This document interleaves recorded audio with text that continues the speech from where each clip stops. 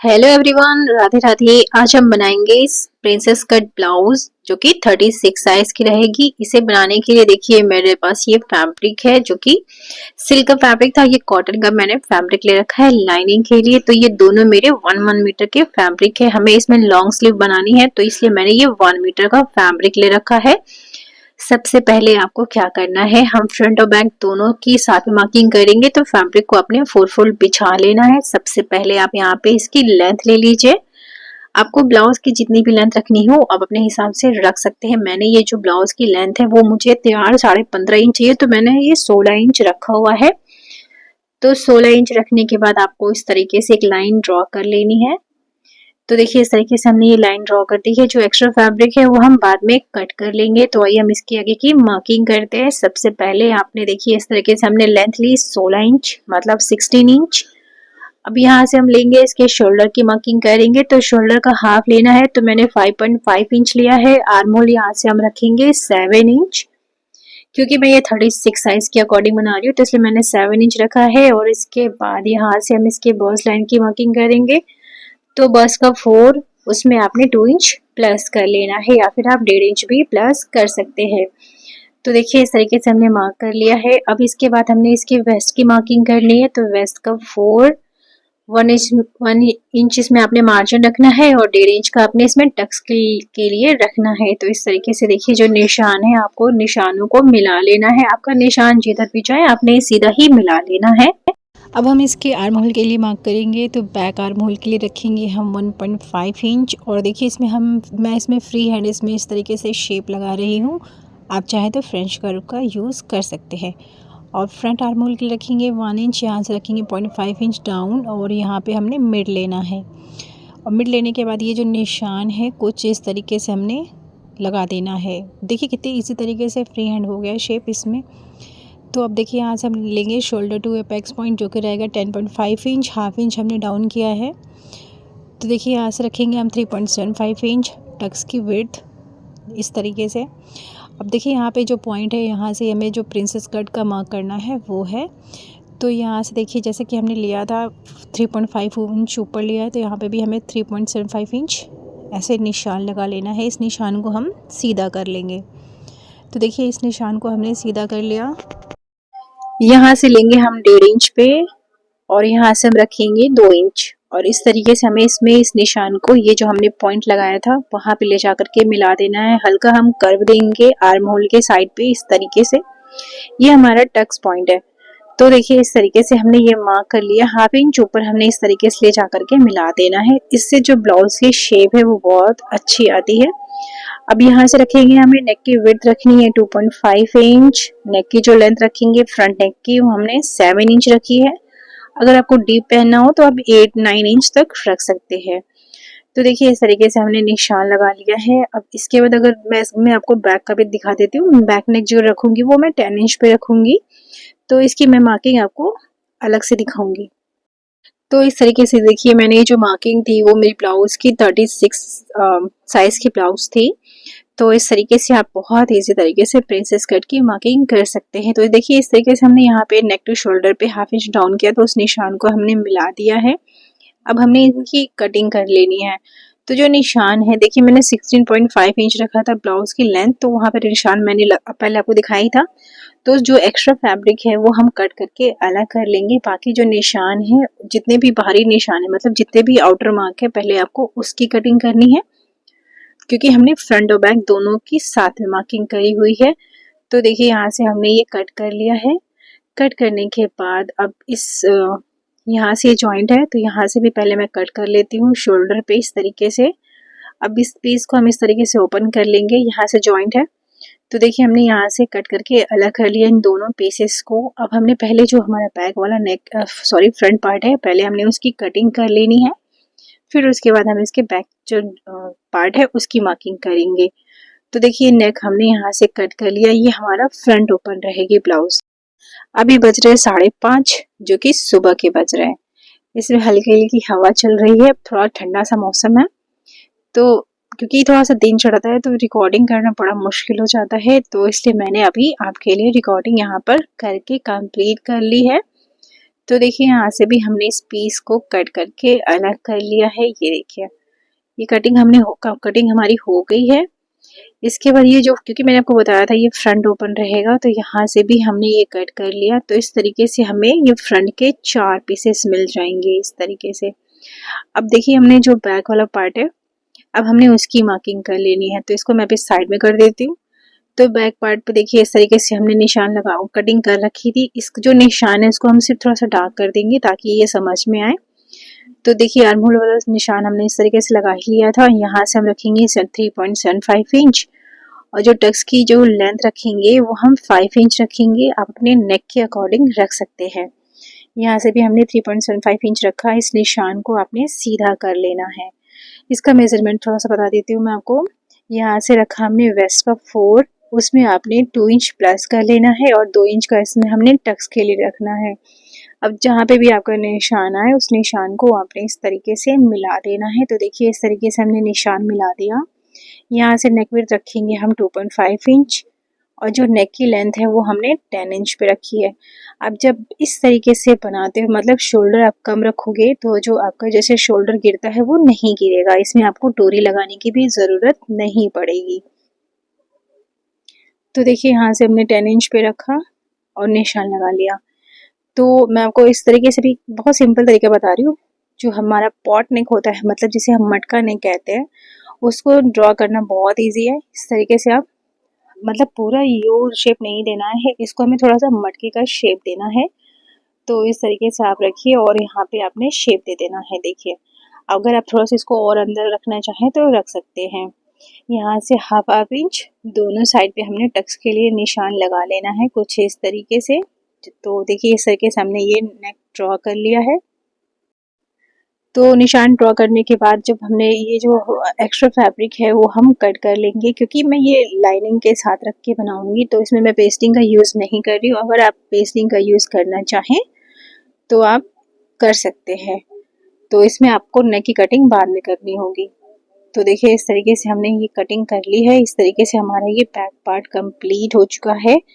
अब थोड़ा सा अगर आपका इसको लगे कि हाँ आपको नेक को इसको थोड़ा सा शेप देना है तो आप इजीली दे सकते हैं। तो प्रोसेस में मैंने और इसको थोड़ा सा शेप दिया था। तो इस तरीके से देखिए हमारे मेन फैब्रिक के ऊपर रख के मैंने इसे पिन अप कर लिया है सारे पीसेस को। मैंने ये बहुत बार बता रखा है इसलिए मैंने इस वीडियो में इस पार्ट को स्किप कर दिया है। तो देखिए इस तरीके से हमने ये सारे पीसेस को मेन फैब्रिक के ऊपर रखा था और पिन अप करके कटिंग कर ली है। अब हमने सिलाई करनी है तो लाइनिंग को लाइनिंग के साथ और मेन फैब्रिक को मेन फैब्रिक के साथ रख के स्टिच कर लेना है। और यहाँ पे हम सिलाई नहीं करेंगे क्योंकि हमें हुक बनानी है। आप चाहे तो बटन पट्टी जो होती है वो भी बना सकते हैं। तो यहाँ पे मुझे हुकाई बनानी है और यहाँ शोल्डर पे हमने सिलाई नहीं करनी है, बाकी इसे हम पूरा ही स्टिच कर लेंगे। तो मैं आपको बैक वाला भी बता देती हूँ। बैक के ऊपर देखिए आपने क्या करना है, शोल्डर के ऊपर सिलाई नहीं लगानी है, इसके नेक के ऊपर सिलाई लगाएंगे और मतलब पूरा स्टिच कर लेंगे। साइड में हमने सिर्फ थोड़ा सा छोड़ देना है क्योंकि हमें इसके फ्रंट पार्ट को अटैच करना है। तो इसलिए हम साइड में थोड़ी सी सिलाई छोड़ देंगे। अगर आप यहाँ पे डोरी लगाना चाहे तो इसी निशान पे आप डोरी लगा सकते हैं अंदर साइड को रख करके। तो चलिए हम इसमें सिलाई लगा लेते हैं। देखिए एक पार्ट को मैंने इस तरीके से स्टिच कर लिया है, फ्रंट पार्ट ही है ये मेरा। अब सेम ऐसे ही जो हमारा दूसरा वाला पीस है फ्रंट पार्ट का, उसे भी हम इसी तरीके से रखेंगे और स्टिच करेंगे। तो देखिए इस तरीके से सबसे पहले आपको नेक के ऊपर सिलाई लगानी है, फिर उसके बाद अपने ये जो साइड्स के पीसेस हैं दोनों वो स्टिच करना है। तो आइए हम इसमें सिलाई लगाते हैं। सबसे पहले देखिए हमने इसके नेक के ऊपर इस तरीके से रखा और 1 फुट का गैप देते हुए स्टिच कर लेना है। ये देखिए यहाँ पे हम फिक्स कर लेंगे। अब इसको एक और बार घुमा करके आप 2 बार इसमें सिलाई लगा लीजिए। तो सिलाई लगाने के बाद अब जो पीसेस है इसके, अब वो हमने स्टिच कर लेना है। तो देखिए इस तरीके से रखेंगे और इसको बराबर से मिलाना है और इसको भी हम इसे पूरा ही स्टिच कर लेंगे। तो मैं आपको इसमें थोड़ी सी सिलाई लगा करके दिखा देती हूँ। तो देखिए इस तरीके से हम ये पूरा ही स्टिच कर लेंगे।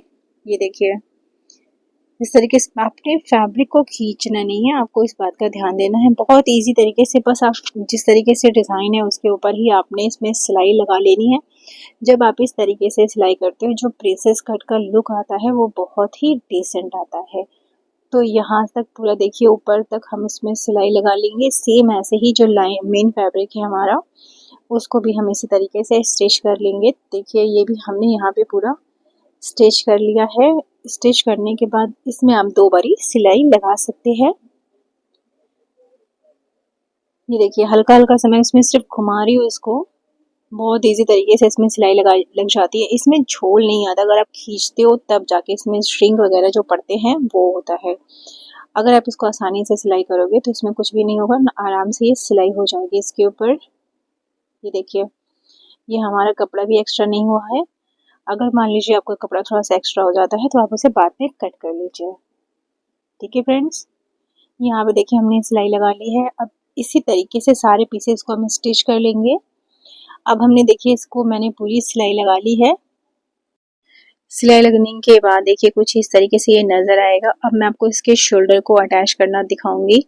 तो देखिए हमने ये हमारा बैक पार्ट है, इसको हमने अभी सीधा कुछ नहीं करा है, इसको मैंने सिर्फ सिलाई करके इसी तरीके से रख लिया है। अब हमारा जो फ्रंट पार्ट है उसको हम सीधा कर लेंगे, फिर उसके बाद हमने शोल्डर को अटैच करना है।